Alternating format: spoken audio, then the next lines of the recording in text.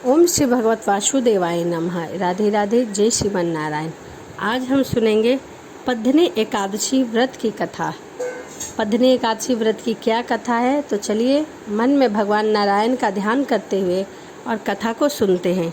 अर्जुन ने कहा, हे भगवान, अब आप अधिक मास या पुरुषोत्तम मास के शुक्ल पक्ष की एकादशी के विषय में बताएं। उसका नाम क्या है तथा व्रत की विधि क्या है, इसमें किस देवता की पूजा की जाती है और इसके व्रत का क्या फल मिलता है। श्री कृष्ण बोले, हे पार्थ, अधिक मास की एकादशी अनेक पुण्यों को देने वाली है। उसका नाम पद्धिनी एकादशी है। इस व्रत के प्रभाव से मनुष्य विष्णु लोक को जाता है। यह अनेक पापों को नष्ट करने वाली तथा मुक्ति और भक्ति प्रदान करने वाली है। इसके फल और गुणों को ध्यानपूर्वक सुनो। दशमी के दिन व्रत शुरू करना चाहिए। एकादशी के दिन प्रातःकाल नित्य क्रिया से निवृत्त होकर पुण्य क्षेत्र में स्नान करके चले जाना चाहिए। इसके बाद गोबर, मृतिक, तिल, कुश तथा अम्ली के चूर्ण से विधि पूर्वक स्नान करना चाहिए। स्नान करने से पहले शरीर में मिट्टी लगाना चाहिए। उसी से प्रार्थना करनी चाहिए, हे मृतक के तुमको नमस्कार है। तुम्हारे स्पर्श से मेरा शरीर पवित्र हो गया। समस्त औषधियों से पैदा हुई और पृथ्वी को पवित्र करने वाली तुम मुझे शुद्ध कर दो।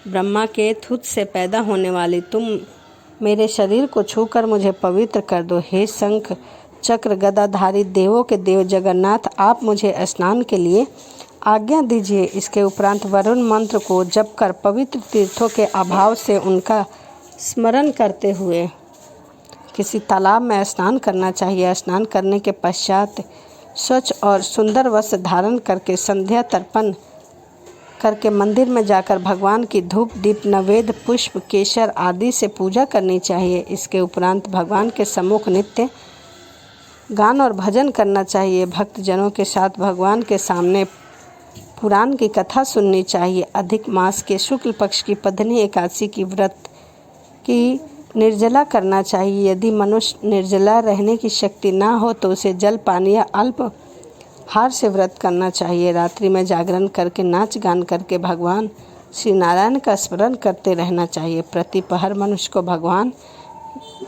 के नाम को जाप करना चाहिए। पहले पहर में भगवान को नारियल, दूसरे में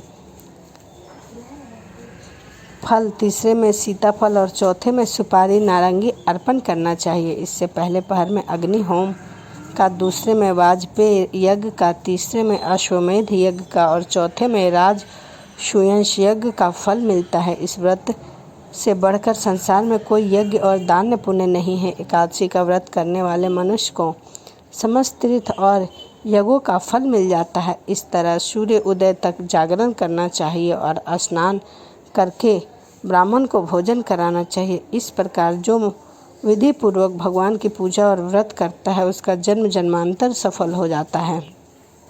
इस पर भगवान कृष्ण ने बोला, हे नारद जी, पहले कृतवीर्य नाम का एक राजा राज्य किया करता था।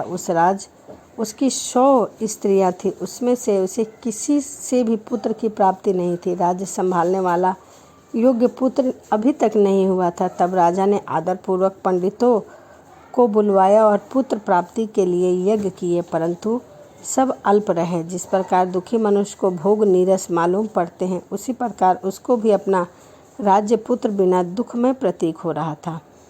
अंत में उसने तप के द्वारा ही सिद्धियां प्राप्त जानकर तपस्या करने के लिए वन को चला गया। उसकी स्त्री भी श्री हरि की पुत्री परम वस्त्र अलंकारों को त्याग कर अपने पति के साथ गंधमादक पर्वत पर चली गई। उस स्थान पर इन लोगों ने 10,000 वर्ष तक तपस्या की, परंतु सिद्धि प्राप्त न हो सकी। राजा के शरीर में केवल हड्डियां ही रह गई थी।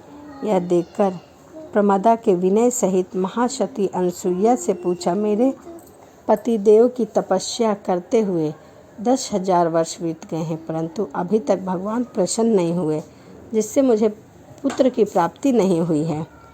इस पर अनसुईया बोली कि अधिक मास में जो 36 महीने बाद आता है, उसमें जो 2 एकादशियाँ होती हैं, इसमें शुक्ल पक्ष की एकादशी का नाम पद्धिनी और कृष्ण पक्ष की एकादशी का नाम परमा है।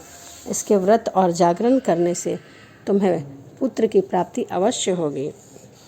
इसके पश्चात अनसुईया ने व्रत की विधि बताई। रानी ने अनसुईया के बताई हुई विधि के अनुसार एकादशी का व्रत किया और रात्रि में जागरण किया। इससे भगवान विष्णु उस पर बहुत प्रसन्न हुए और वरदान मांगने के लिए कहा।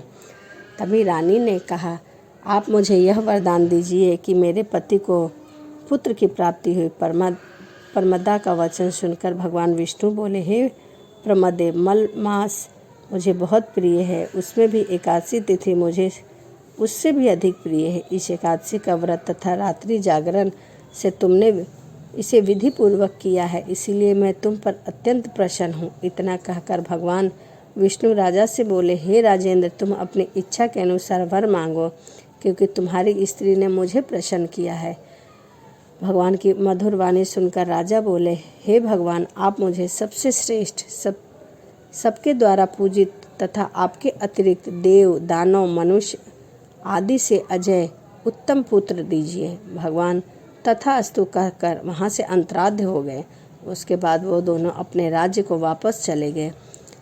उन्हीं के यहाँ कार्तिवीर्य एक पुत्र उत्पन्न हुआ। वह भगवान के अतिरिक्त सबसे अजय था। उन्होंने रावण को जीत लिया। यह सब पत्नी के व्रत का प्रभाव था। इतना कहकर पुलत्य जी वहाँ से चले गए। भगवान श्री कृष्ण ने कहा, हे पांडुनंदन अर्जुन, यह मैंने अधिक मास के शुक्ल पक्ष की एकादशी का व्रत की कथा सुनाई है। जो मनुष्य इस व्रत को करता है तथा उसकी कथा सुनता है या दूसरों को सुनाता है, वह परम गति को प्राप्त करता है। तो यह पद्मिनी एकादशी की कथा थी, जो मूलमास के महीने में शुक्ल पक्ष की एकादशी पड़ती है, उसे पद्मिनी एकादशी कहते हैं। इस बार पद्मिनी एकादशी 29 जुलाई दिन शनिवार को है। तो चलिए इसी के साथ वीडियो को समाप्त करते हैं और मिलते हैं अगली वीडियो में। राधे राधे, जय श्रीमन नारायण।